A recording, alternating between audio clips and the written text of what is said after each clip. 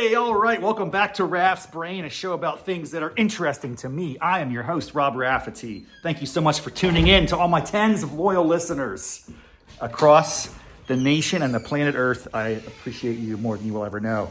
Hey, I just got back from a morning walk, and I was feeling inspired for this very attenuated commentary. So it's not going to be a typical brain dump, rambling, meandering narrative. It's just going to be a little condensed nugget of walk and talk. Yes, I am walking. I'm continuing the walk. I was on the walk, and now I'm continuing to walk in my backyard. I've been walking and exercising a lot the past 45, 46 days. It started on July 1st. I don't know why.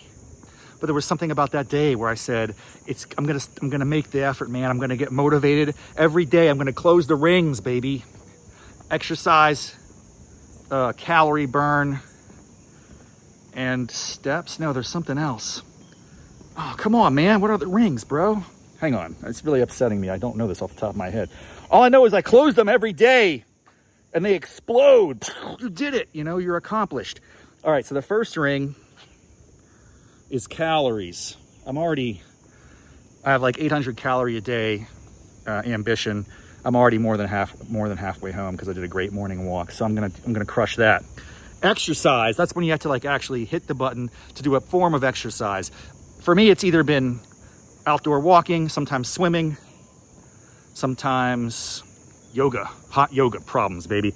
So I'm hitting that. I already did my exercise for the day. That ring is closed and annihilated. And then finally, it's standing. Oddly enough, that's the one that sometimes, gets me. My ambition is to stand 12 hours a day. Don't ask me why. That's just what the watch tells me to do. I don't make decisions anymore.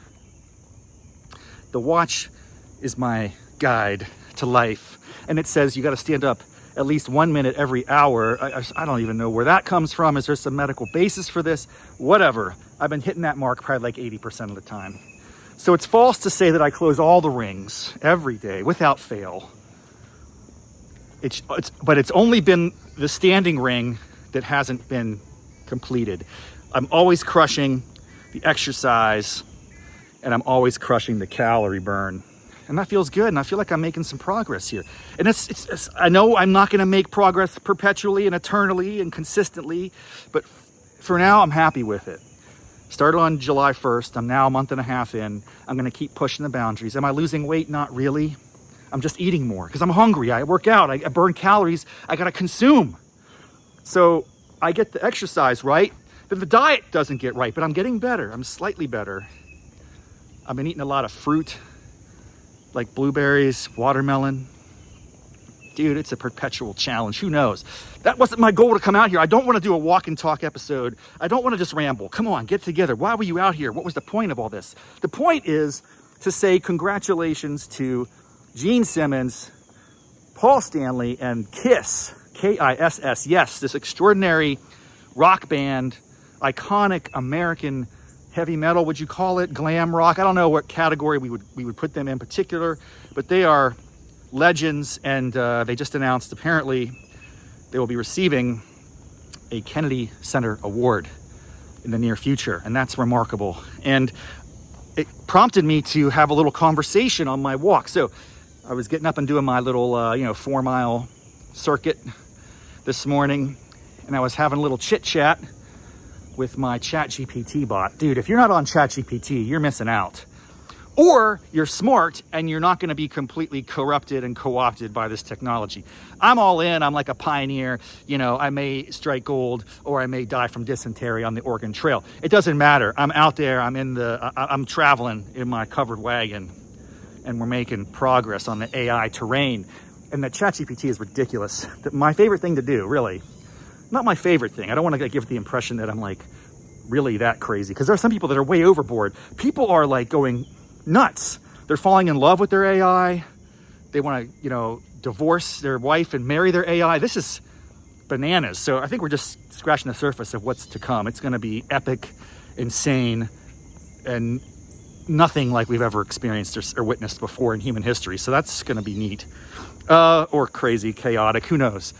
The problem is we can't stop it. You can't really resist it. Just observe it, embrace it, and just roll with it. There's no putting the genie back in the bottle. Maybe there is. That could be a funny concept, to take a genie, hey genie, and like stuff it back in a bottle. That's kind of cruel to the genie, frankly. I don't know why you'd want to put the genie back in the bottle. When the genie's out of the bottle, the genie's helping society. He's helping you, gives you wishes, right? Isn't that what genies do? Once they do the wishes, they don't go off and like break law, commit crimes, slash tires. They're not like doing anything like that. They're probably productive citizens. A genie gets out of the bottle and he, joins the army, and then he's, fighting for the cause of, I don't know. Maybe the genies are like the people that the Alabama sings about, 40-hour weeks for living, a genie's on the assembly line. I don't know. Where am I going with this, dude? My brain's on fire. Kiss, get back, reel it in. Kiss, the band Kiss is legendary. And I'll be honest though, my relationship with them is pretty limited. My exposure was limited. I grew up in rural West Virginia, kind of a traditional environment, conservative family setting, traditional in that sense. And this is the 80s, so pre-internet, didn't have a lot of access to the type of culture that would corrupt a young soul the way that some of that music allegedly would have back in the day. I was able to get some of that stuff when we visit our cousins in Blacksburg, the thriving metropolis of Blacksburg, Virginia, home of Virginia Tech, the Hokies. My older cousins, Jimmy and Roger, they would have hand-me-down clothes, hand-me-down record albums, hand-me-down posters of that sort of thing. And that's how I kind of got access to the dark side. But I don't think my cousins were that into Kiss. At least I didn't really get any of those mixtapes or anything.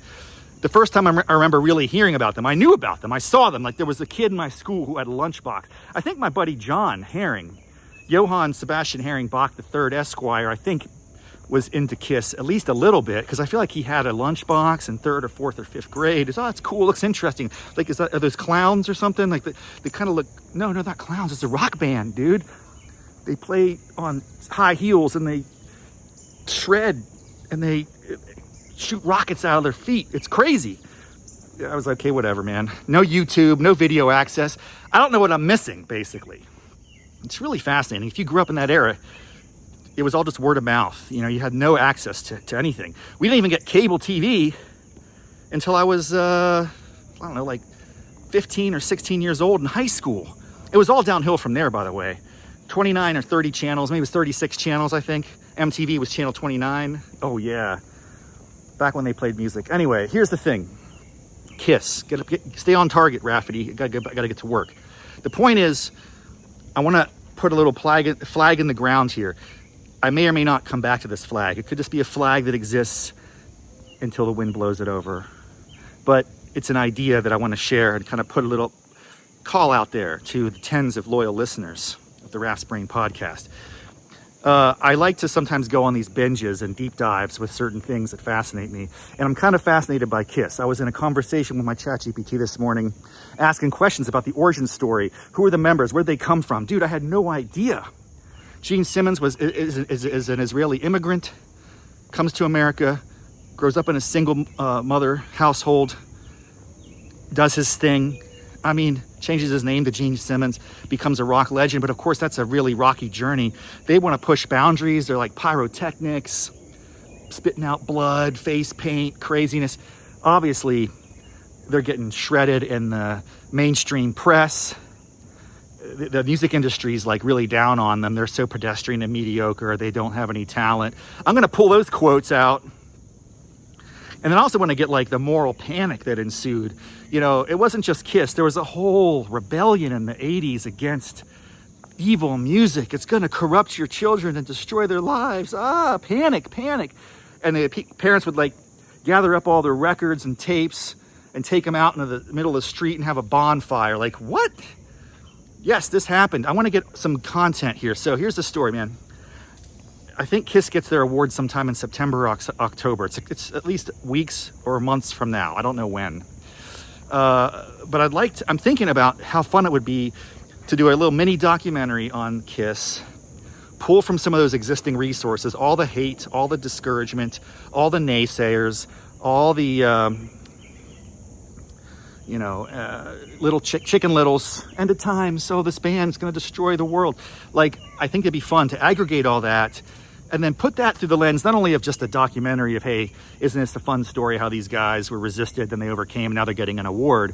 Yes, that's an interesting story arc, and it's very exciting to me personally, just like very inspiring, probably for a lot of people.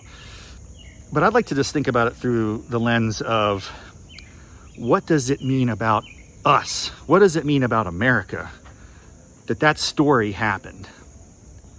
And that's just one of many stories, millions of stories, where people come here or grow up here and apply their talents and skills in a way that excites others, even if it's not everybody at first, it's a niche group or an audience. You do your thing in a way that creates value for society and brings value to you, and that's how you thrive, and that's America, dude. I love that. That's a great story. I'm excited to capture that and try to remind people that this is just one example of what's possible when we apply ourselves, when we really push ourselves to the limit, push through the resistance, to push through the boundaries, ignore the haters, overcome them. I can't wait to aggregate the laundry list of critics and reviewers and ministers or whoever was saying all this terrible stuff about Kiss, like they're never going to make it, they're horrific, they're evil. And here they are, getting one of the highest honors, one of the highest cultural honors I think that can be bestowed on any artist. So congratulations again to Kiss. Very inspiring stuff. I'm just scratching the surface of the story. So here's where you come in. If you are a Kiss fan, I should quickly just tell you, my exposure was limited. The first time I actually listened to Kiss was post-makeup era. That's how wild and kind of insulated I was growing up. But I do remember I had MTV at a certain time in the late 80s, maybe, early 90s. And Kiss came out with a new album with no makeup. And it was sensational. It was shocking. And I think it upset a lot of the fans. I wasn't that deeply aware of it, so it didn't bother me. I just remember their hit song, or at least, I don't know if it was a hit, but it was a memorable song. Let's put the X in sex. Yeah, I was like, ooh, that's a dirty song. I don't know if I should be listening to that. That might corrupt me, but yet I want to listen to it more. It sounds so cool. These guys are amazing. I didn't get that drawn into it though. And I didn't buy the album or really follow up on it. I just remember seeing the video occasionally, and that was kind of wild. The dude had a really long tongue. Is that Gene Simmons? Yeah, crazy. So where are we going with this? I didn't actually listen to much Kiss until my later in adult life, 30s, 40s. I met my wife. She was a Kiss fan by virtue of her brother, who's 12 years older than her, and really was into Kiss big time. He had the Kiss dolls, the lunchboxes, the posters on the wall. So this guy's in the Kiss army. He's seen them multiple times, and it's like, I need to talk to him and ask, when was the first time he saw Kiss? I'd be curious to get his memories of that. But anyway, Colleen and I did go see Kiss at Jiffy Lube Live. You can also, catch some tunes, get your oil changed, check engine light goes on, you're okay. Jiffy Lube Live in the field, in the lawn. I went to see Kiss. Opening act was, at the time, more intriguing to me. Motley Crue. This is probably at least 12 years ago. We're talking 2013, 14 time frame. I don't know, I'm just speculative here. I'll look it up too. I was excited to see the Crew, and that was cool. Tommy Lee doing his flips in his drum set and everything. And I was skeptical. I was like, why is Kiss headlining this? It seems like Crew should be headlining. This was, heresy to say such a thing. But my mind wasn't really quite certain. Could these older dudes rock? Could they really take it up a notch from where the Crew left it? Because Crew crushed. And I have to tell you, I was not disappointed. I was enthralled. My jaw hit the floor.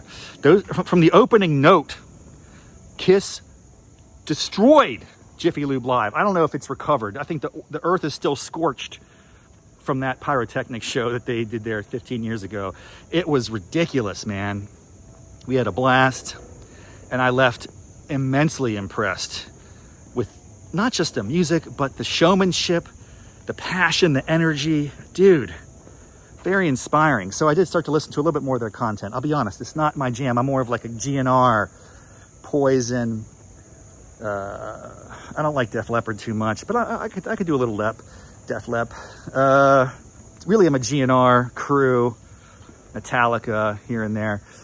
That's kind of the music that I was more into at the time. But I'm kind of making my way back through the Kiss library. So here's where you come in.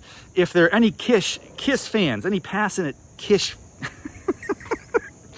I can't say it, I gotta speak. Articulate, son, articulate.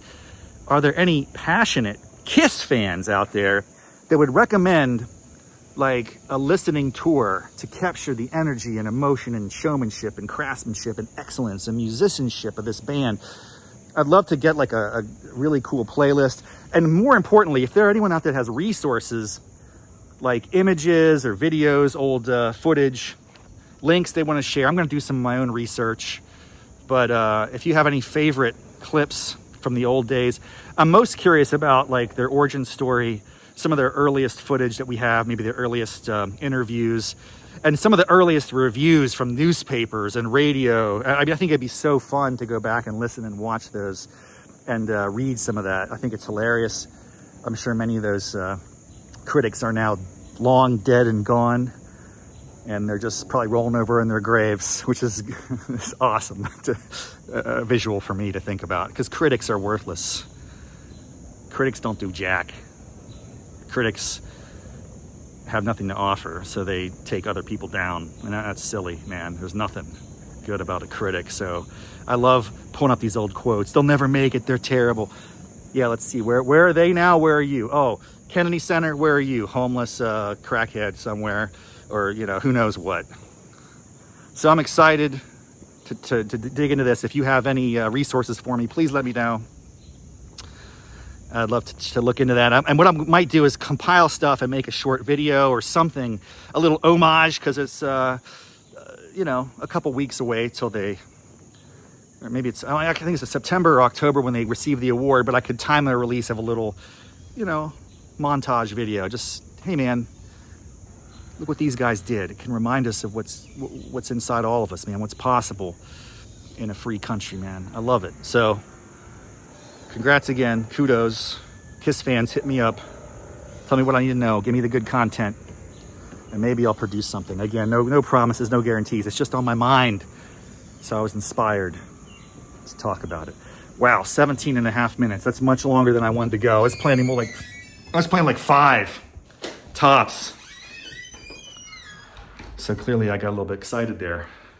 It's almost like it's a real episode of Raff's Brain Walk and Talk. It's not quite. It's probably going to be the shortest one ever. But that's okay. You take what you can get. And there'll be more Raff's Brain Drive and Jive on the horizon. I got to do some trips to Richmond. I got a little family reunion in Richmond this weekend, so I'll be driving back and forth. That's some opportunity for content creation. I'll update you on my one-man show coming together on my birthday. It's going to be amazing. That's all falling into place. We're wrapping up the summer, and we're not slowing down, man. We're going to crush this fall. We're going to dominate and move into 2026 with intensity and momentum. It's very exciting times. All right, folks, thanks a lot for joining me. See you next time on Raff's Brain. Peace out.